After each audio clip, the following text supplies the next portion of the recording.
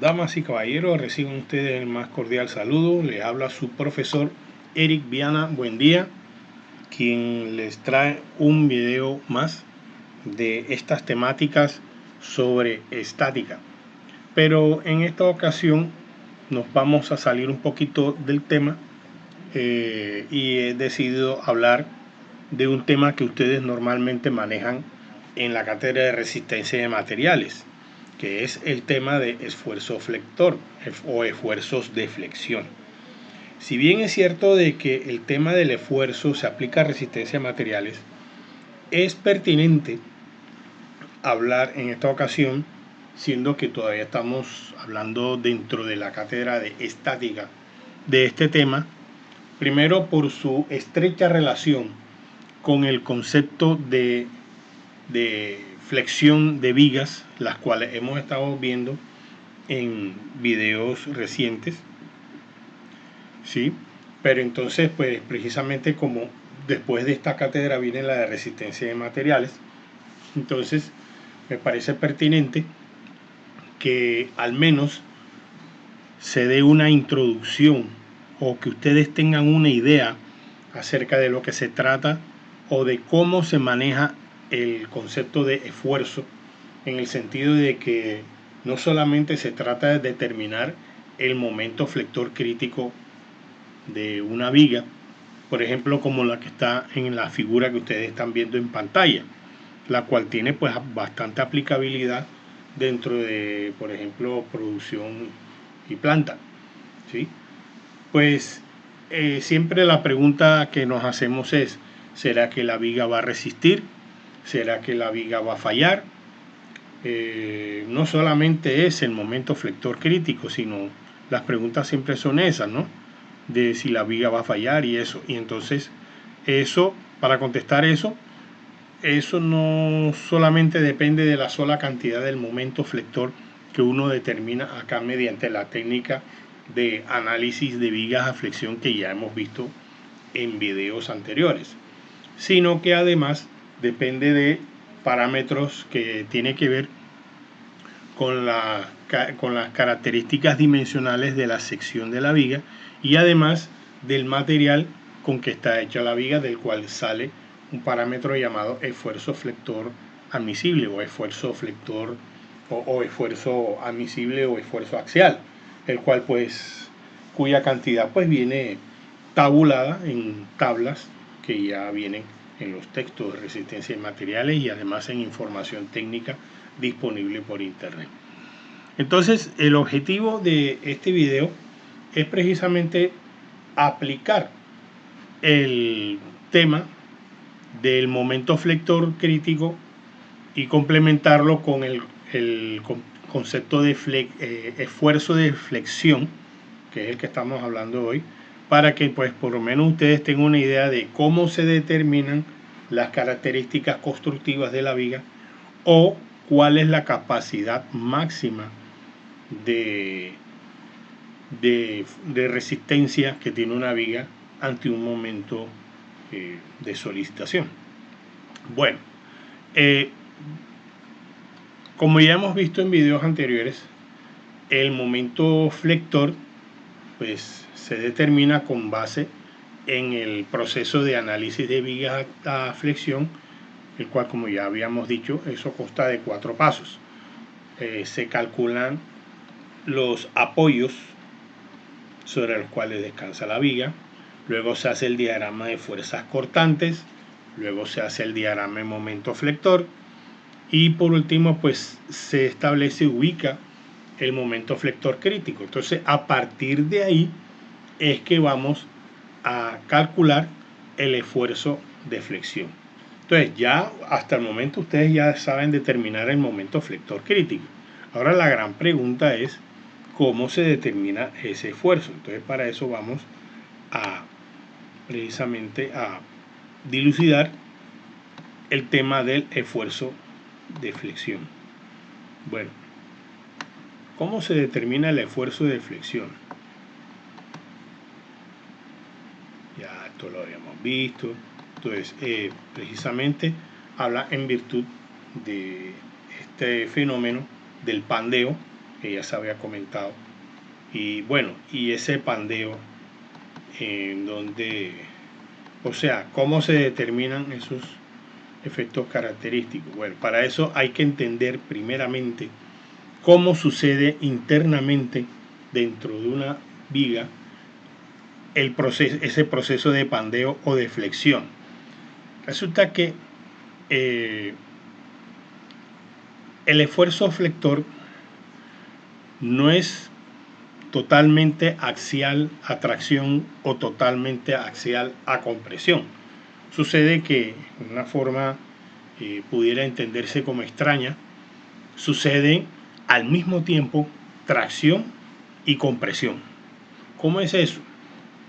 Bueno, ya hemos visto que precisamente cuando una viga está sometida a flexión ocurre el pandeo, pero el pandeo se caracteriza porque precisamente las fibras superiores tienden a encogerse o a comprimirse, mientras que las fibras inferiores tienden a estirarse.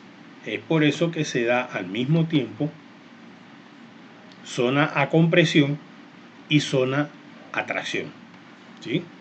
Entonces, como se dan al mismo tiempo los dos, eso, pues si nosotros hiciéramos un análisis interno y hiciéramos como una gráfica de comportamiento de esos valores de esfuerzo para la viga que se está pandeando, entonces el máximo a compresión está en el lado, en la superficie de contacto directo con la carga.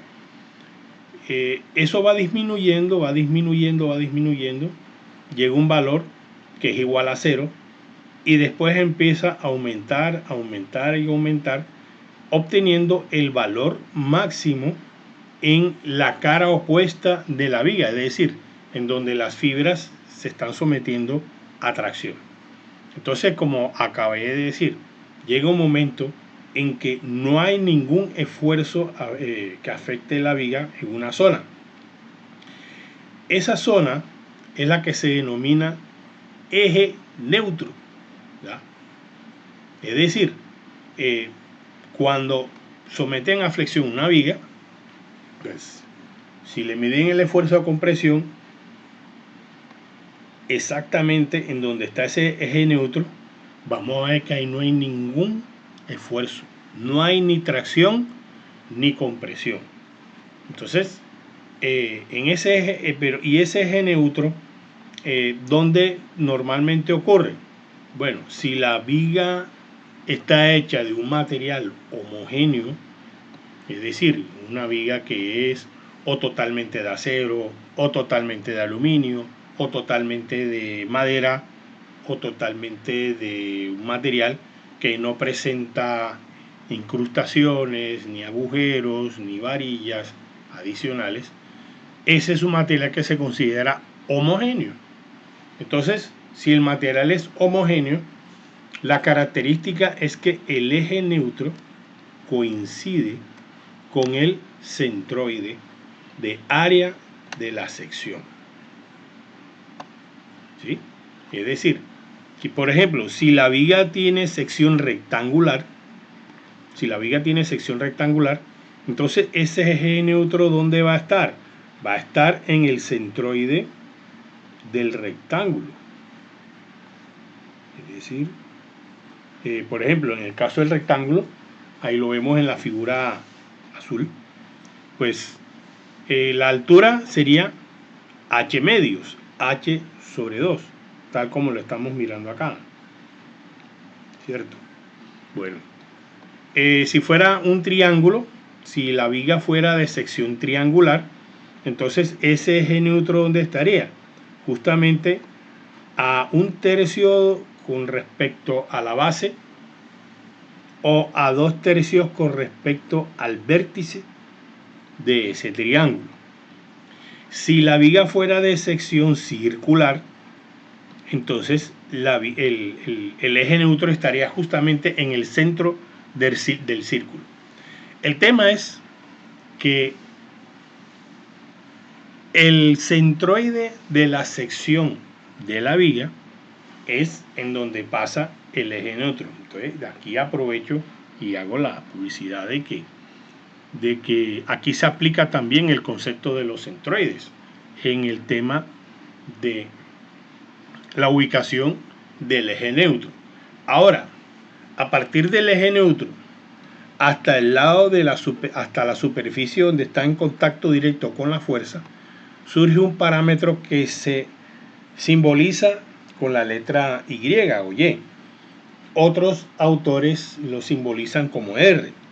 Bueno, el tema es que ese es uno de los parámetros de los cuales depende el esfuerzo flector, aparte del momento flector crítico del cual ya se ha hablado. Y hay un tercer parámetro que es el momento de inercia de la sección. Bueno, el momento de inercia, ese es un tema que es bastante específico. Y bueno, de eso pues se van a hablar unas fórmulas dependiendo de la sección. El rectángulo tiene su propia fórmula de momento de inercia, el triángulo también, el círculo también. Todo eso lo vamos a ver. Entonces, el conjunto de todas esas, de esos tres parámetros, entonces nos permite calcular el esfuerzo flector. Y ese esfuerzo flector, ¿cuál es la fórmula entonces? Ahora sí, entramos al pizarrón de la matemática. Vamos a simbolizar el esfuerzo flector con la letra griega sigma y el sufijo FL, lo cual simboliza de que se trata de un esfuerzo flector. Entonces, ¿es igual a qué?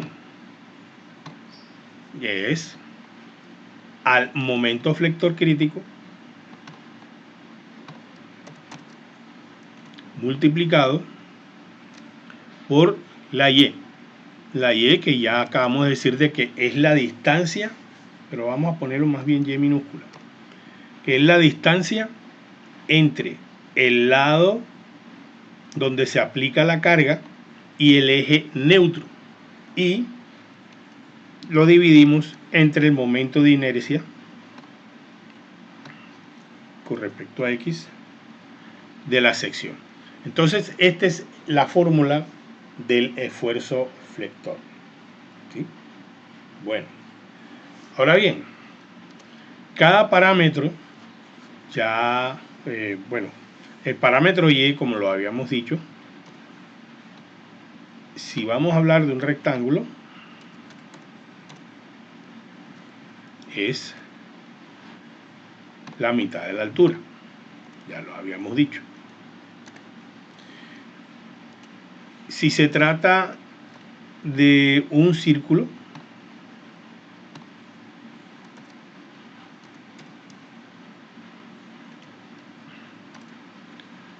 eso es igual precisamente a la distancia, bueno, se puede poner igualmente h medios. ¿Por qué h medios? Porque resulta que, digamos, bueno, no hablemos de h, hablemos más bien de el radio. Eso es, radio, más bien radio del círculo, o también conocido como la mitad del diámetro del círculo si la varilla tiene forma circular, ¿cierto? Ahora, también hay un caso particular que si estamos hablando de una sección circular hueca,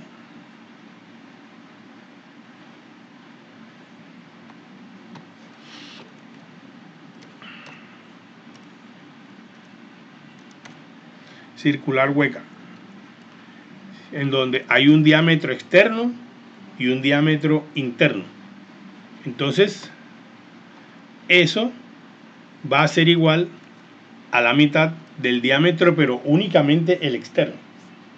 Únicamente el externo. ¿Sí? En donde ahí diferenciamos que D mayúscula es diámetro externo y la D minúscula es igual a diámetro interno, ¿cierto? Bueno, entonces, bueno, eso en cuanto a las distancias con respecto al eje neutro. Ahora bien, si vamos a hablar de inercias, momento de inercia, también hay otras fórmulas. Por ejemplo, para el rectángulo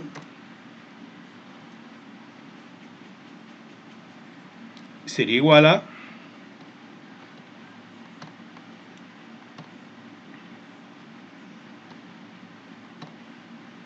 base por el cubo de la altura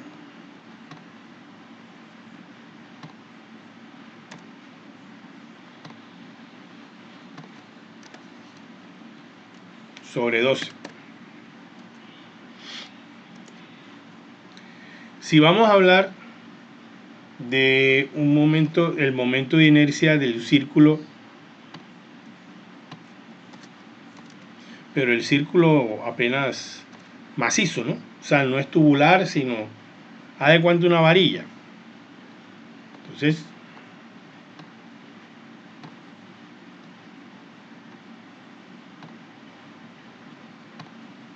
pi sobre 64 multiplicado por el diámetro elevado a la cuarta potencia.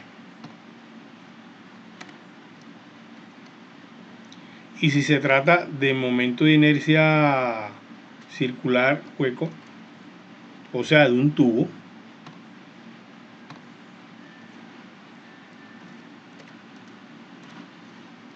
es más, esta Y, vamos a ponerle que sea tubo. Ya se sabe de que si es un tubo, tiene un diámetro externo y un diámetro interno. Asimismo, el momento de inercia, entonces va a ser igual a ¿qué? También es igual a pi sobre 64, pero entonces se multiplica por la diferencia de las cuartas potencias,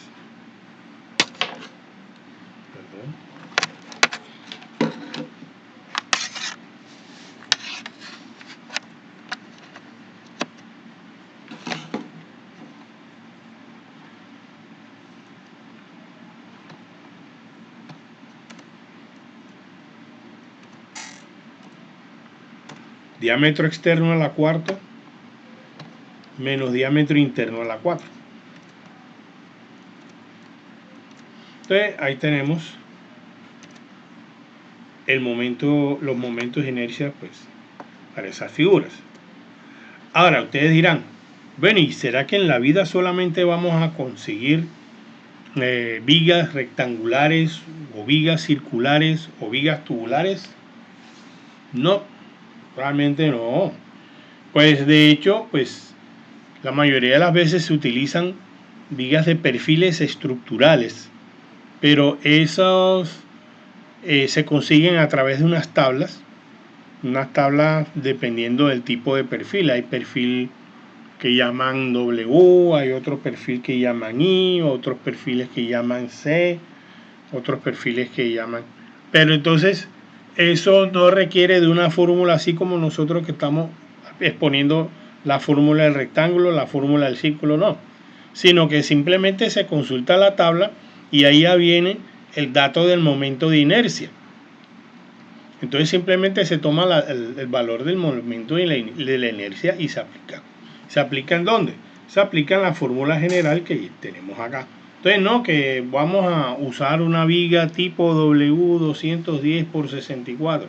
Bueno, se consulta la tabla de perfil estructural y ahí está el dato del momento de inercia y se anota, y también se anota el dato de la distancia Y con respecto al eje neutro y se anota aquí.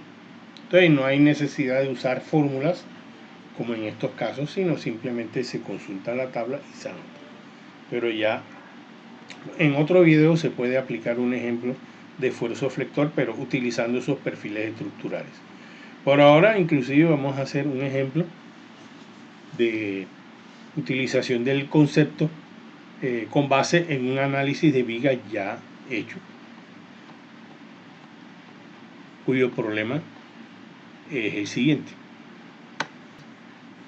Bien, tenemos esta viga, la cual pues tiene las solicitaciones como se aprecia en la pantalla. Tenemos una carga uniformemente distribuida y tenemos otra carga distribuida, pero la primera es de 2 kN sobre metro y esta última es de 4.5 kN sobre metro. Hay una carga puntual ascendente justo en D de 1 kN. Tiene dos apoyos, uno en C y uno en B. Bueno, ahí están las medidas que ustedes ven ahí. Entonces el objetivo es, dice aquí, la viga del caso es de forma rectangular, cuya base es 250 milímetros y cuya altura es de 400 milímetros. Determine el esfuerzo flector máximo que soporta la viga sometida a las cargas presentes. Bien. Entonces, ese fue un problema de análisis de viga al cual inicialmente se le calculó el momento flector crítico. Entonces, ya esa parte se había resuelto. De hecho, se trazó el diagrama de fuerzas cortantes, como lo ven acá. En videos anteriores se había explicado cómo representar los diagramas cuando hay cargas puntuales siendo atravesadas por cargas distribuidas, siendo atravesadas por cargas puntuales. Aquí primero hay, vamos a ampliar un poquito. Primero vamos de aquí para acá, entonces desciende en forma pendiente, o sea, hay una pendiente negativa, línea recta con pendiente negativa. Después asciende por el apoyo C, y luego desciende otra vez en forma con pendiente negativa hasta D, atravesando la viga. Entonces aquí se forman dos. Luego por la carga ascendente sube, entonces de aquí para acá no hay nada. Después viene esta carga uniformemente distribuida que desciende y también atraviesa la viga, ¿sí? Entonces se formaban 1, 2, 3, 4, 5, 6 áreas. De ahí se trazó el diagrama de momento flector. Bueno, entonces ahí pues a partir de las 6 áreas se trazaron los momentos flectores. El del triángulo es una curva parabólica con cavidad hacia abajo, así como todas las demás, de aquí para acá, de aquí para acá. Esta es la única que es rectilínea. Luego curva parabólica con concavidad hacia abajo, de aquí para acá y de aquí para acá. Y se descubrió que el momento flector crítico es de 1.7778 kilonewtons por metro. Entonces ese es el dato base que tenemos que tener para realizar nuestro proceso de esfuerzo flector. Ahora, la manera como se trazó este diagrama, esto pues no solamente ha estado explicado, sino que precisamente en un archivo disponible en el Campus Moodle está precisamente este mismo archivo que nosotros estamos mirando,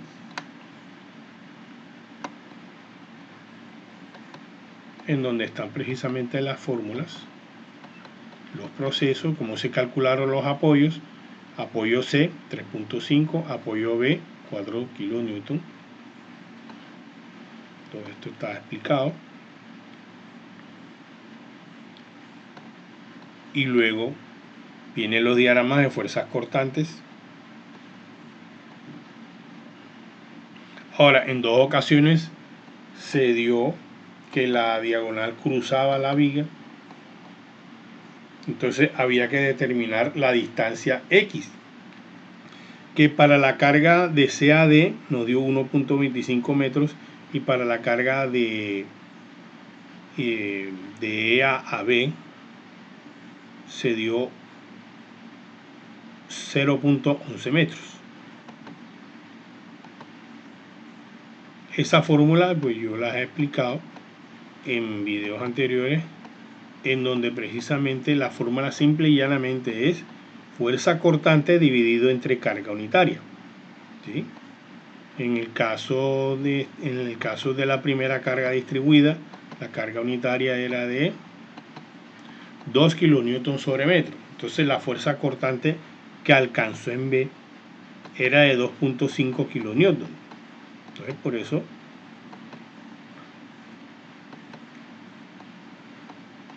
se obtuvo 2.5 dividiendo entre 2. Por eso es que la base X1 dio 1.25 y de ahí entonces el momento flector 2 se calculó como el área de un triángulo que aquí aparece. Base por altura sobre 2. Luego para el otro caso también se aplicó la fórmula de la fuerza cortante dividido entre carga unitaria.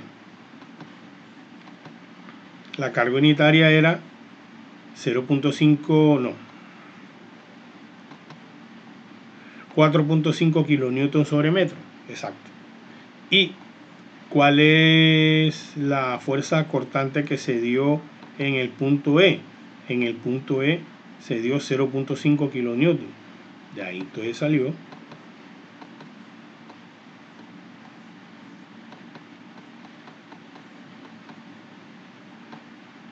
que la base X2 era fuerza cortante 0.5 entre la carga unitaria 4.5 y nos dio 0.11 metros. Y esa es la base del segundo triángulo y de ahí obtuvimos que la base era 0.11 y se continuó. Fueron un total de 6 momentos flectores y al final cerró todo. Y bueno, y vuelvo y repito, el momento base para el esfuerzo flector es 1.7778 kN, anotado aquí en rojo, ubicado aquí.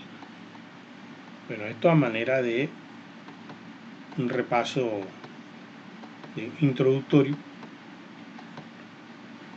Ya todos esos conceptos se han explicado en videos anteriores. En todo caso, si lo quieren repasar, los invito a que miren los videos que ya están disponibles tanto en YouTube como en el campus Moodle.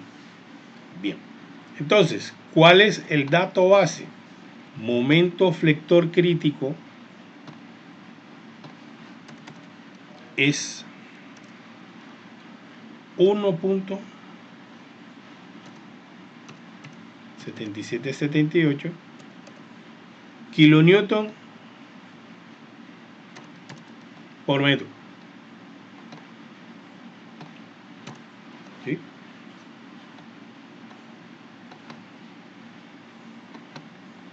Ahí está. Bueno, son kilonewtons metros. Entonces, esto es equivalente también a 1777.8 newton por metro. O sea, de kilonewton lo pasamos a newton.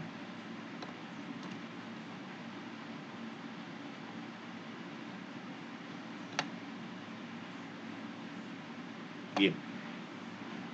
Genial. Bueno, eso en cuanto al momento flector crítico. O sea, ¿cuáles son los 3 parámetros? Los 3 parámetros son momento flector crítico, la distancia y con respecto al eje neutro y el momento de inercia. Bueno, entonces Y, acá, ¿a qué va a ser igual? Miremos otra vez el enunciado. La viga del caso es de forma rectangular, cuya base es de 250 milímetros y cuya altura es de 400 milímetros. Altura de 400 milímetros. Entonces, la Y para un rectángulo es la mitad de la altura.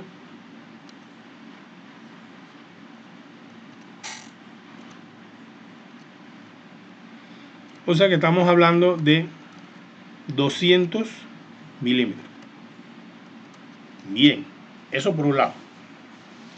Por el otro lado tenemos el momento de inercia, I sub X. ¿Eso es igual a qué? A, ya lo habíamos dicho,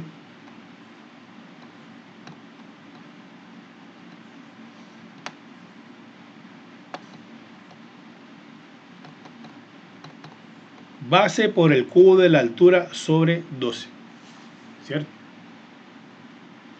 Ahora, hay dos formas de manejarlo. Una forma es dejarlo a 100 milímetros y después pasar todo esto a milímetros, lo cual yo lo recomendaría así y saldría mejor que pasarlo, que trabajarlo en metros. Ya ahorita les voy a comentar por qué. Entonces vamos a darlo a 100 milímetros.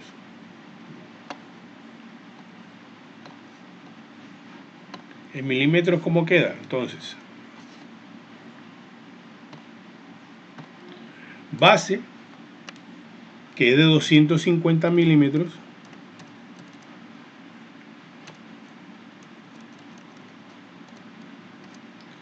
por la altura, que es de 400 milímetros, pero elevado al cubo,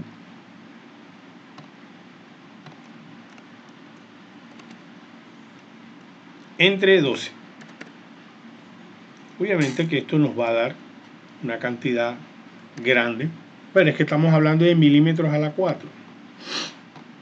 Si eso lo llevamos a equivalencia de metros a la 4, tocaría dividirlo entre 3, 6, 9, 12, entre 1 billón, es decir, 10 a la 12. Entonces, al contrario, nos queda por debajo de 0. Por debajo de 1, perdón. Entonces, ¿qué cantidad nos da? Sacamos un momentico calculadora. Bien. Entonces, 400 elevado al cubo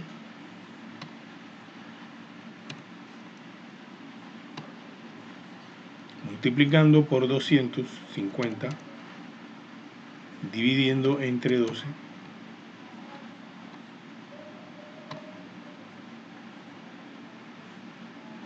Bueno, ahí está. 1.333 millones y más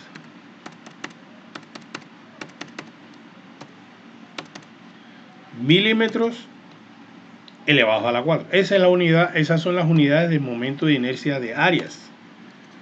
Cuartas potencias de longitud. O sea, en este caso, milímetros a la 4. Listo. Bueno, ya tenemos los tres parámetros. El momento flector crítico, la distancia y con respecto al eje neutro y el momento de inercia con respecto a X. Ahora sí vamos a calcular nuestro esfuerzo flector máximo. Esfuerzo flector igual. Entonces, momento flector crítico, que es, dijimos que, y por cierto, esto era 0.8. Ahora sí. 1777.8. Las unidades son newtons por metro. Ahora bien, hagamos algo. Esto lo tenemos que multiplicar, como está en metros, hay que pasarlos a milímetros. Entonces, ¿cómo hacemos para pasarlo a milímetros? Ya sabemos nosotros de que por cada metro hay 1000 milímetros, ¿cierto?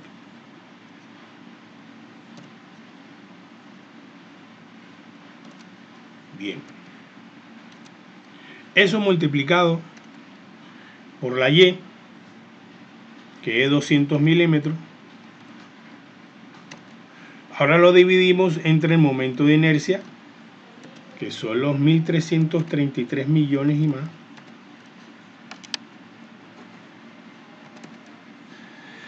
1, 2, 3, 4, 5, 6, 7, 8, 9, 10. Ahí está. Punto 33. Que son milímetros a la 4, habíamos dicho, ¿cierto? Bueno. Entonces, ¿por qué les digo yo que es más conveniente trabajarlo con las unidades así? Fíjense ustedes. Metro con metro se va. Entonces, aquí tenemos milímetros por milímetros. Milímetros al cuadrado, que si se divide entre milímetros a la 4 me van a quedar milímetros al cuadrado pero abajo, es decir, que todo me va a quedar en newton sobre milímetros al cuadrado.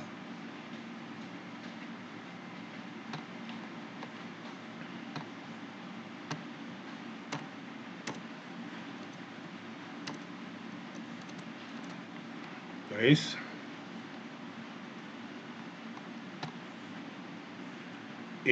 bueno, este dato invertido por 1777.8 por 1000 por 200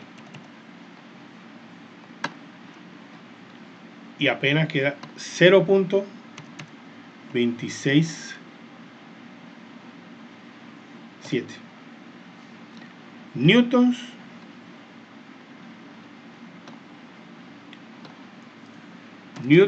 sobre milímetros al cuadrado. Ahora bien, ustedes de pronto se preguntarán, bueno, ¿y cuál es la conveniencia de eso? La conveniencia de eso es que esa unidad, newton sobre milímetros al cuadrado, equivale a algo que se llama megapascales. Megapascales. A manera de recorderis, un pascal, que es una unidad que normalmente se usa para presión, es lo mismo que un newton sobre metros al cuadrado, ¿cierto? Pero un megapascal, estamos hablando entonces de 1.000.000 de pascales, o sea que estaríamos hablando de 1.000.000 de newtons sobre metros al cuadrado. Y como un metro al cuadrado equivale a 1.000.000 de milímetros al cuadrado, entonces por eso es fácil decir de que newtons sobre milímetros al cuadrado es lo mismo que un megapascal. De hecho, yo lo voy a anotar aquí. Un megapascal, para que ustedes lo tengan siempre presente, y deben, por favor, anoten esta conversión que es bastante clave. Un megapascal es lo mismo que un newton sobre milímetros al cuadrado. Y entonces, ¿por qué es conveniente esta unidad? Porque por lo general las dimensiones de las vigas vienen dadas en milímetros cuando es sistema internacional, ¿sí? Y por el otro lado, las características de esfuerzos en resistencia de materiales, y ustedes lo van a ver cuando ustedes empiecen a ver resistencia de materiales, vienen dadas en megapascales. O sea, ustedes no van a ver, no, que newton sobre metro al cuadrado, no. Megapascal. Entonces ya ustedes saben que si se habla de megapascal es lo mismo de que hablar de newton sobre milímetros al cuadrado. Y listo. Entonces, teniendo presente esa conversión, y bueno, el esfuerzo flector entonces de esta viga sometida a esta solicitación de 1.7778 kilonewton por metro, ¿cuánto nos da el esfuerzo? 0.267 megapascales. Entonces ahí lo tenemos. Bien, ahora ustedes se preguntarán, si no fuera un rectángulo, sino que fuera un círculo, una barra de sección redonda, barra redonda con un tubular. Hablamos de una vez de la sección tubular. Supongamos que el diámetro externo sea de, vamos a suponer que sea los mismos 400 milímetros y que el diámetro interno sea de 340 milímetros, ¿sí? Entonces, con una barra tubular con esas dimensiones, ¿cómo me queda el esfuerzo flector? Bueno, entonces, como estamos hablando de redonda tubular, la Y es, como habíamos dicho, la mitad del diámetro externo. Es decir, en este caso, 400 sobre 2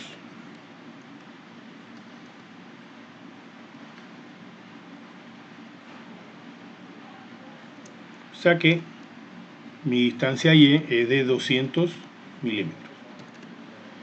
Ahora bien, el momento de inercia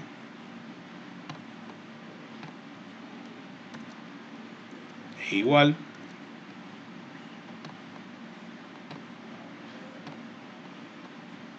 a pi sobre 64 por el diámetro externo, que es de 400 elevado a la 4, menos el diámetro interno, que es de 200, mentiras, es de 340 a la 4.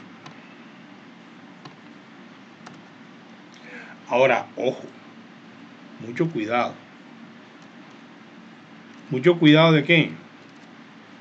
Que es diámetro externo a la 4 menos diámetro interno a la 4. Es decir, no me vayan a cometer de que es 400 menos 340 elevado a la 4. No, porque el resultado es completamente diferente. O sea, si me hacen esto, embarran el momento de inercia, y al embarrar el momento de inercia, embarran el cálculo del esfuerzo flector. Entonces ya ustedes saben de que no es así, sino que es 400 elevado a la 4 menos 340 elevado a la 4.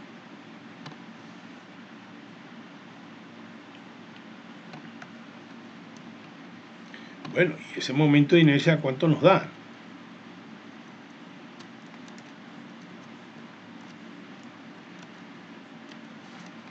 Bueno, limpiemos todo. Okay. 400 elevado a la 4 es lo mismo que elevar al cuadrado 2 veces. Metemos en memoria. 340 elevado a la 4, vuelvo y repito, elevado al cuadrado 2 veces. Los dos. Memoria negativa. Saco memoria. Por pi entre 64.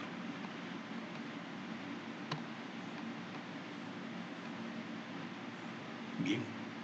Estamos hablando de un rubro de 600 millones 664.661.38 milímetros a la 4.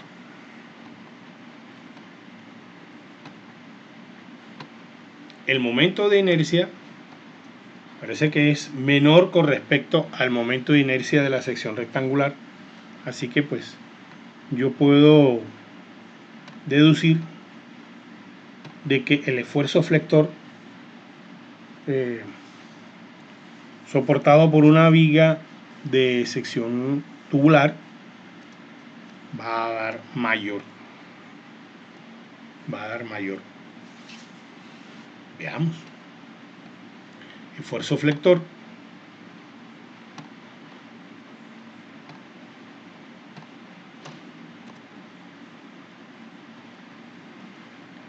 Igual. Entonces tenemos el momento flector crítico, que es 1777.8.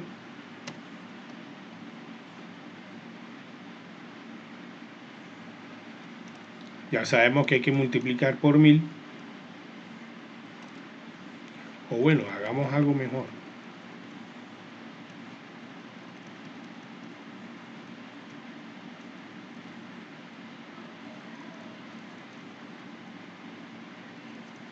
Y a todas estas, la distancia y del eje neutro también dio 200, así que puedo copiar completamente el numerador. Y ahora bien, el momento de inercia lo tenemos acá.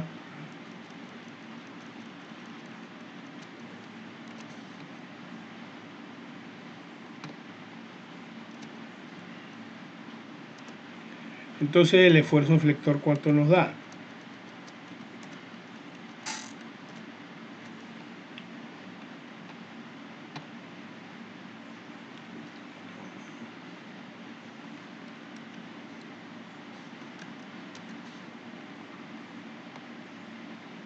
Inverso por 1777.800 por 200.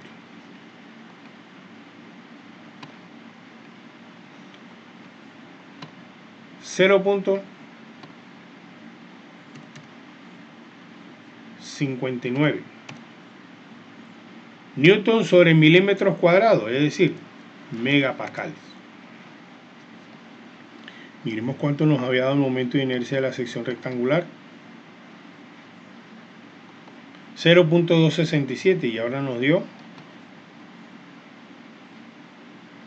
0.59 megapascal. Bueno, ahí tenemos nosotros, nos podemos dar cuenta que el esfuerzo dio mayor. ¿Por qué dio mayor? Porque el momento de inercia disminuyó y al disminuir aumenta el esfuerzo. ¿Ya? Bueno, esta básicamente es la idea de cómo determinar los esfuerzos flectores. Ahora, hay unas variantes. Por ejemplo, si yo digo, hombre, que resulta que tengo un material cuyo esfuerzo flector no admite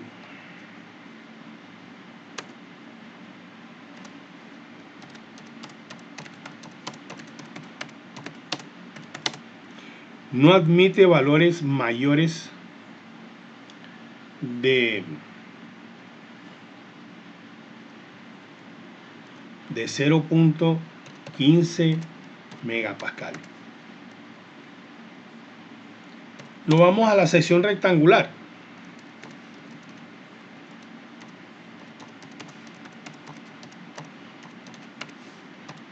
Entonces, ¿cuál debe ser la altura H? ¿Cuál debe ser la altura H? Bien, esa es la idea. Entonces, hombre, que el esfuerzo flector no pasa de 0.15 megapascales. Recordemos cuál es la fórmula.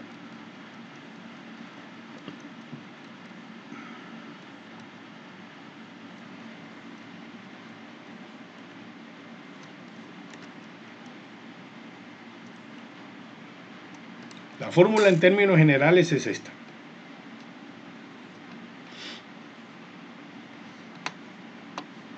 que para el rectángulo es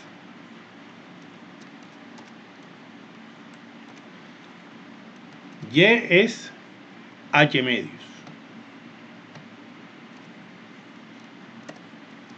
Y el momento de inercia es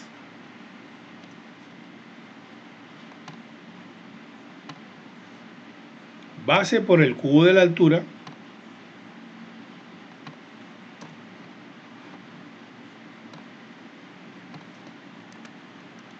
sobre 12. Bueno, aplicando un poquito de ley de la oreja y simplificaciones. Bueno, ahí se ve enseguida que entonces el esfuerzo flector para el rectángulo que estamos tratando es el 12 pasa al numerador, se divide entre 2, 6. 6 veces momento flector crítico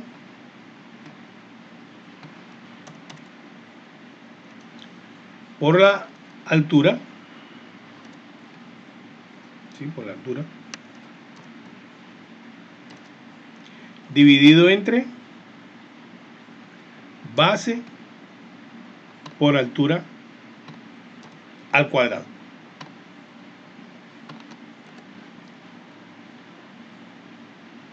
Ah, no, bueno, como está la altura al cuadrado aquí, esta está sobrando. Eso. Así nomás. Entonces, 6 veces momento flector crítico es dividido entre base por altura al cuadrado. Ahora, como lo que nos interesa es hallar la altura igual, entonces lo despejamos. Raíz cuadrada de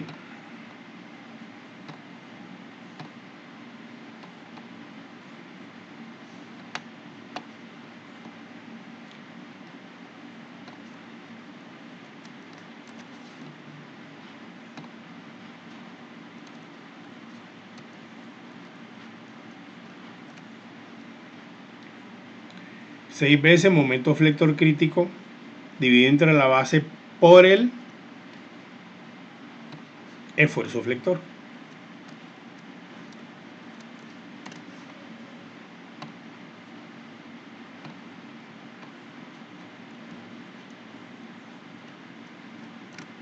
Ya. En este caso, el momento flector crítico, ¿cuánto es?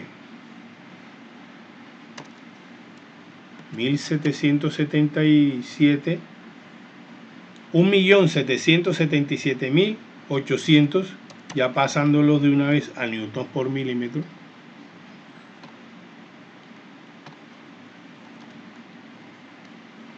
Dividido entre la base. ¿Cuánto es la base? Es la misma, ¿no? 250 milímetros. Por el esfuerzo flector, que es de 0.15 megapascales. Pero recordemos que megapascal es newton sobre milímetros al cuadrado.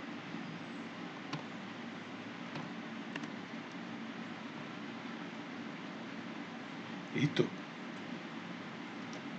Fíjense ustedes las unidades. Milímetros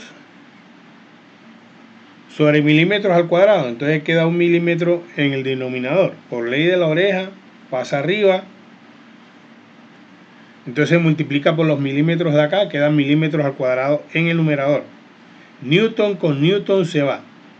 Entonces quedan milímetros al cuadrado. Y la raíz cuadrada de milímetros al cuadrado, pues obviamente son milímetros. Entonces la altura es igual a ¿cuánto? Entonces, 6 por 1.777.800 entre 250 entre 0.15. No pasa. ¿Qué pasó aquí? Hay que hacerlo de nuevo. Aprovecho y primero agrego un paréntesis aquí que me hace falta. Ahora sí. Bueno, repitamos. 6 por...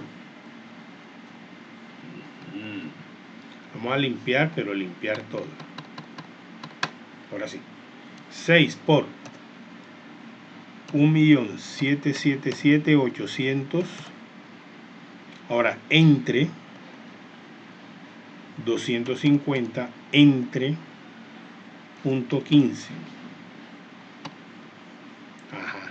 Ahora sí, se le saca la raíz cuadrada.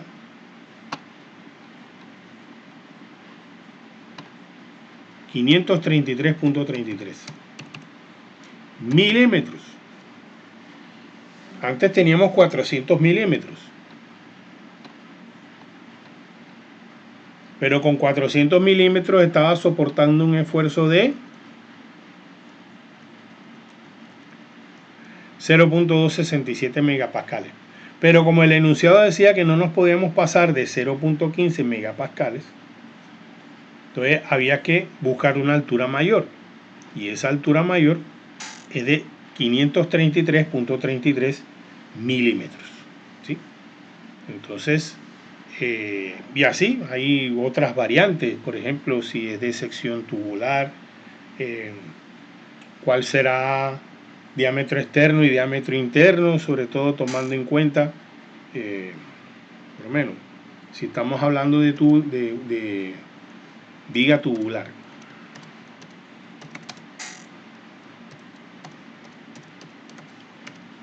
Hay que tomar en cuenta, por lo menos, si el tubo tiene un espesor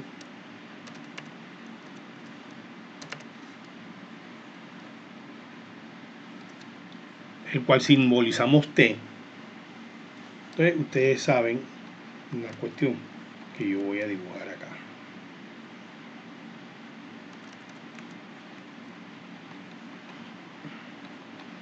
Vamos a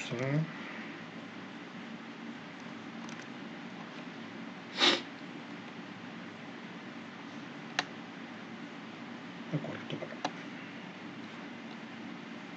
Bueno, yo ya no necesito esto. Ahora sí. Abrí un momentico Word y explicarle un detallito.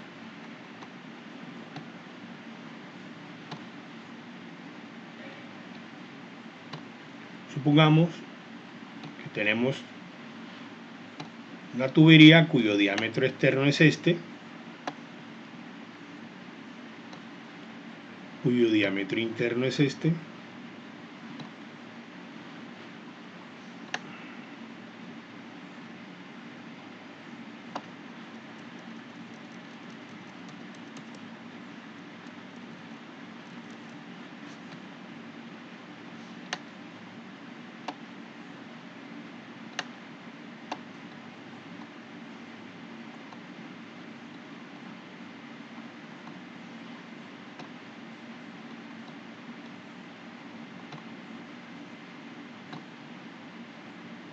¿sí?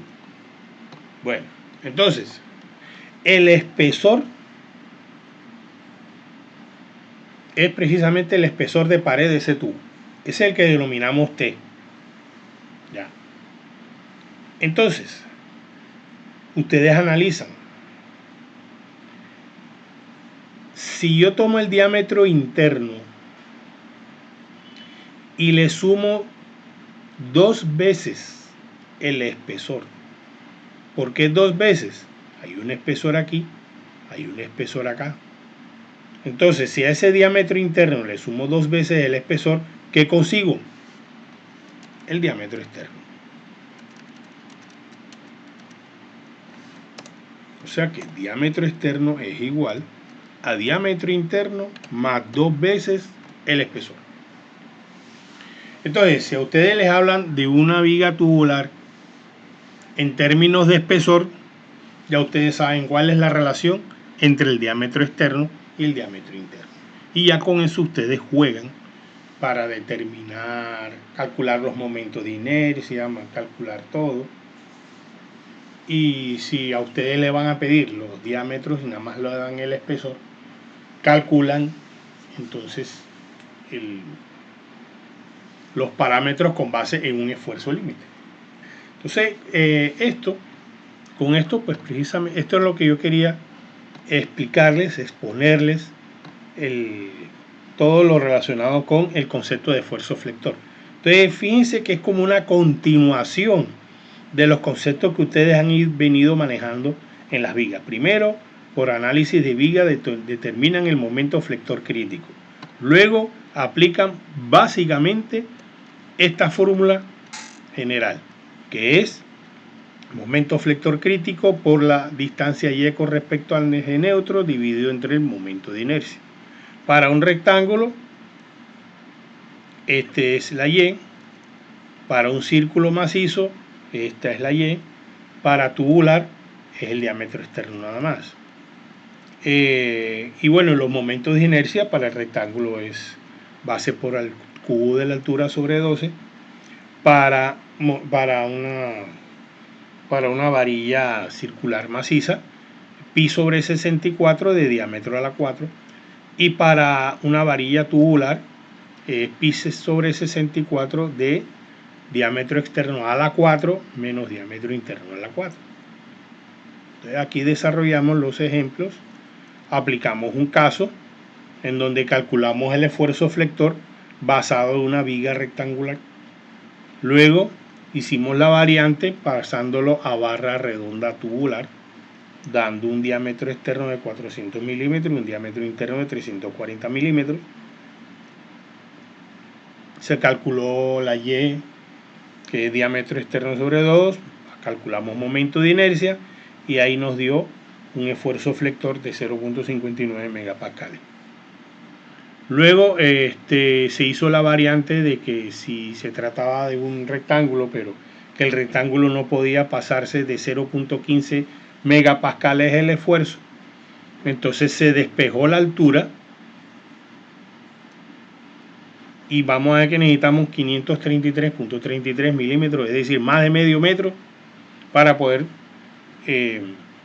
soportar los mismos 1.7778 kilonewtons por metro sin que el esfuerzo supere los 0.15 megapascales que el enunciado estableció como límite. Y bueno, pues con esto ya ustedes tienen una idea de cómo se trabaja el tema del esfuerzo flector, y esto es de bastante utilidad para cuando ustedes vean resistencia de materiales y entren al concepto de esfuerzo flector. El docente que les tocará manejar esa materia, pues ya les explicará con mucho más detalles, con mucho más ejemplos, pero pues por lo menos aquí ya ustedes tienen una idea. Entonces espero que haya sido de total nitidez, que les sea bastante útil el tema. Y bueno, pues con esto pues me despido. Les agradezco haber escuchado el video. Entonces Dios me los bendiga. Nos vemos entonces en otra oportunidad y en otro video. Hasta la próxima.